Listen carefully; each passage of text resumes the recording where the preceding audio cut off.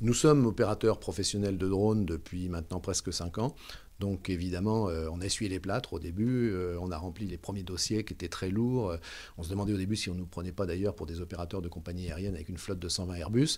Aujourd'hui, les choses s'assouplissent davantage. Pour autant, oui, la réglementation est là et heureusement. D'ailleurs, un souci dans le drone, on le sait bien, de voir des gens qui, quelquefois, non pas par volonté de nuire, mais par simple ignorance, ne respectent pas cette réglementation qui est importante à respecter. Alors, pour faire ces photos dans Rouen, bah, il faut qu'on soit membre d'une société qui a été déclarée à la Direction générale de l'aviation civile au niveau national. Il faut que le télépilote professionnel et son brevet de télépilote. Il faut que la machine ou les machines qu'on utilise aient été agréées également par l'administration des transports d'État. Et puis, on tourne sur l'espace public, donc il faut avoir une autorisation de la ville de Rouen, ce qui était bien sûr le cas pour faire ce livre sur Rouen.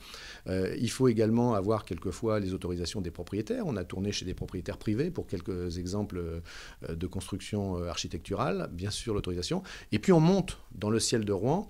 Quelquefois, on n'est pas loin du CHU, il y a l'hélicoptère du SAMU qui va et qui vient.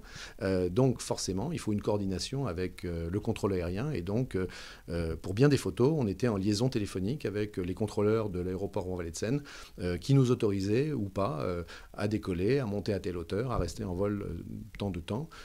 Et on leur signalait immanquablement la fin de la mission pour qu'ils sachent que le ciel devenait safe, sécurisant pour les allées et venues de l'hélicoptère du SAMU.